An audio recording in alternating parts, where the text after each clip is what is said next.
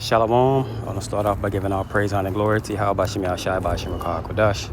Double honors to the apostles and elders, great millstone. Peace and blessings to you, brothers, pushing his truth throughout the four winds. This video is going to be going into women, dealing with women, and understanding since the curse from Eve on over to Deuteronomy 28, even in Job when it speaks on them, and all the various scriptures describing the women and the way to deal with them and using common sense on how to deal with them and to not get caught up in their snares and their nets. You know, it's just something dealing with Eve today. Most brothers choose not to deal with them. You know, but if you could just remember,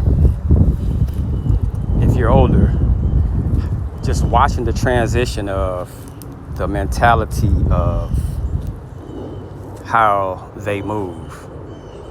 You know, they've always been wicked, just to put that out there. But the way it's grown and the capacity of how it's grown is very different, you know, because now you're more, you know, it's publicized through social media, you know, to where everybody can see what's going on. And it truly shows you the mentality that they have. And it says the love of many shall wax cold. So we're understanding and seeing how Eve truly is, you know. But this is 1 Timothy chapter 2. It says, let your woman learn in silence with all subjection.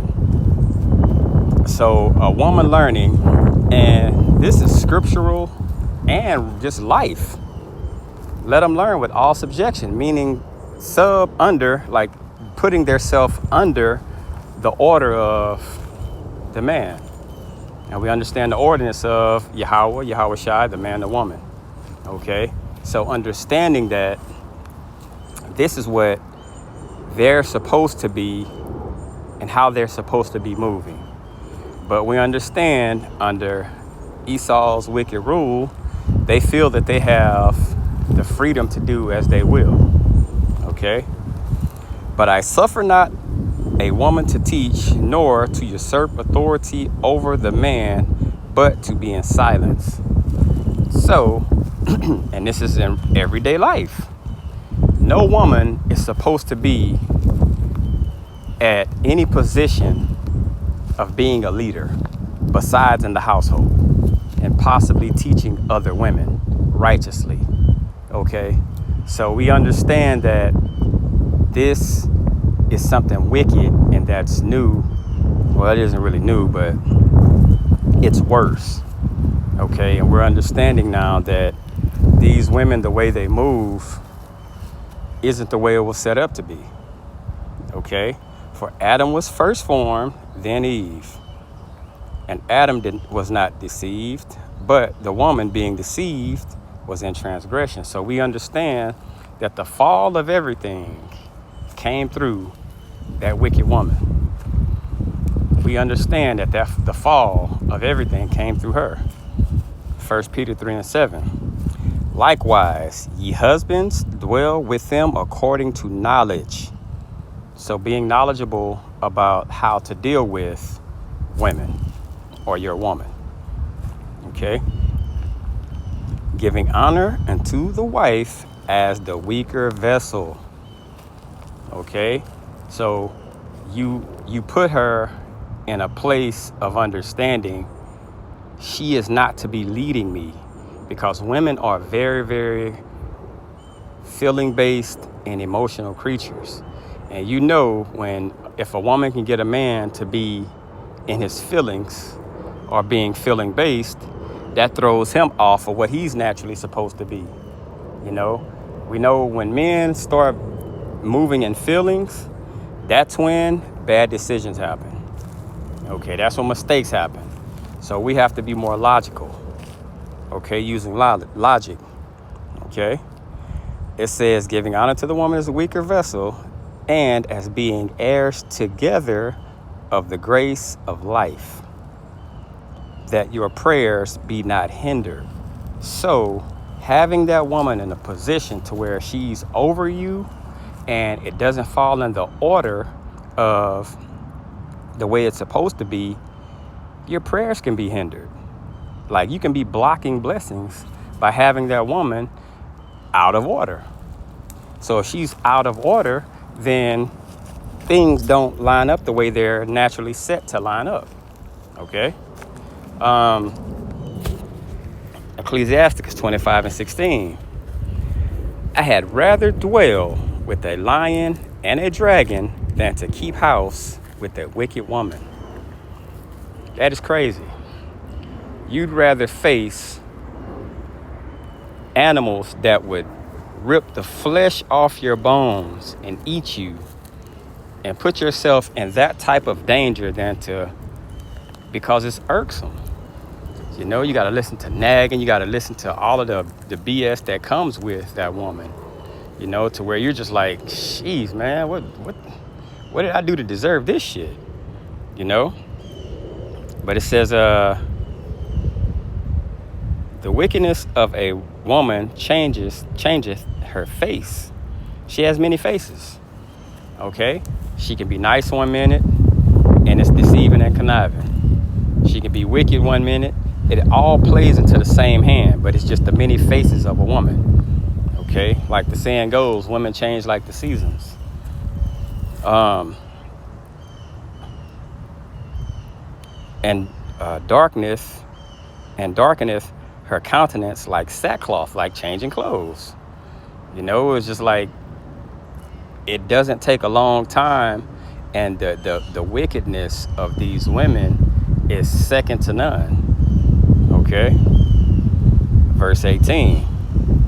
Her husband shall sit amongst his neighbors, and when he heareth, it shall sigh bitterly. Like, oh shit, man, here she go. You know?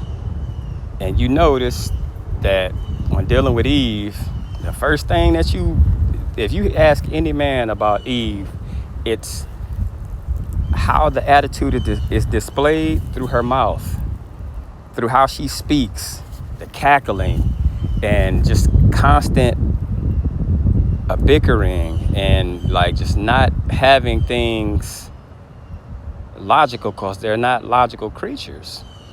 They're straight emotion and feeling. Okay? So having to understand that and knowing that as a man, sometimes you just don't want to deal with it. You know? Let's see. Her husband shall sit among his neighbors, and when he heareth it shall sigh bitterly. All wickedness is but little to the wickedness of a woman. So anything you do and see has nothing on how wicked women can be. And that's crazy, because it's a lot of wickedness in this world. But it says little. That's wild. The wickedness of a woman, let the portion of a sinner fall upon her. So if you get that wicked woman, that's like your judgment. That's part of what you're getting. Like, the Lord will send that wicked woman your way, and it's judgment. You know, it's judgment, and that's how you're repaid, through a form of judgment. That woman being so wicked. Okay. As the climbing up a sandy way is the feet. Salakia. As the climbing up a sandy way is to the feet of the aged, so shall a wife full of words to a quiet man. Now think about that. Climbing up a sandy way. Just imagine a mountain, and you're climbing the mountain, but the mountain is made out of sand. And you know, gravity is going to pull sand down. So imagine trying to climb up that. And that's what it's comparing it to. And then you're old. It says the aged. Okay? And that's how you have to deal. And that's how we'll be dealing with these wicked women. You're not going to get anywhere. Nowhere with them. They don't understand logic. They don't understand speaking points and understanding. It's more of, it has to be my way. It's not no logic. It's not no reasoning. And if it is reasoning, it's wickedness. You know, it's two-facedness. It's no shame. It's no accountability. All right? It says, stumble not at the beauty of a woman and desire her not for pleasure. So it all comes with traps, because you think about it. If a woman's beautiful and every man wants her, and she actually makes it like she's choosing you, but she's still dealing with all those other men. You know, when you'll get yourself, that's why it's not good to be in that feelings and emotional space when dealing with most of these women. What happens is you'll throw yourself off, because you'll catch yourself doing things against your character. You'll catch yourself doing things that puts you in a place of vulnerability. And as a man, that's not a place that you generally want to be, you know, because you'll start making bad decisions. Things will start being off, like King Solomon, you know.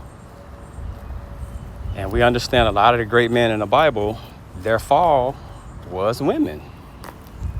Okay? Trying to please women. Okay? It says, a woman, if she maintain her husband, is full of anger, impudence, and much reproach. So she's always argumentative, always nagging about something.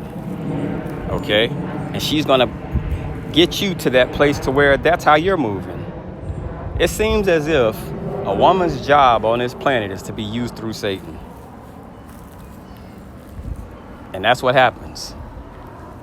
If Satan wants to knock you off your spot and tempt you and put you in certain situations, he's going to send a woman. He's definitely going to send a woman. Okay?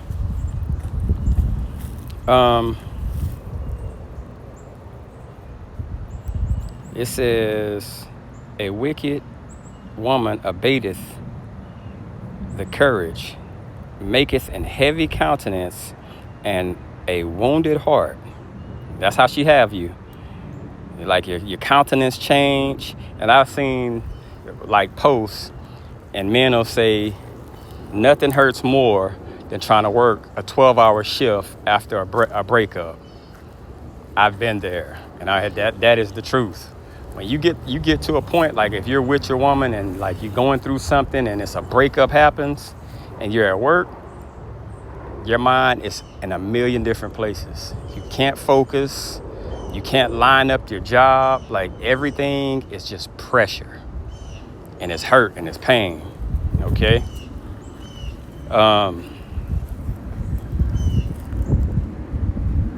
It says, a woman that will not comfort her husband in distress maketh weak hands and feeble knees. See that? So that man is actually at the place where he thinks this woman is all I have to depend on in the physical. And that's another mistake, because you're putting your trust and your belief in this woman, and the whole time, as soon as the next best thing comes along, she's out. And she could care less about you and less about your situation and what you're going through. It's just that simple. It says, of the woman came the beginning of sin, and through her we all die. So seeing all of these things, we really must understand that these women, for the most part, I say 95% or maybe 98% of these women aren't for us. You know, they aren't for us. Plain and simple. Okay? Proverbs chapter 31:1. The words of King Lemuel, the prophecy that his mother taught him. So you have words straight from a mother. Okay? What, my son? And what? The son of my womb? And what?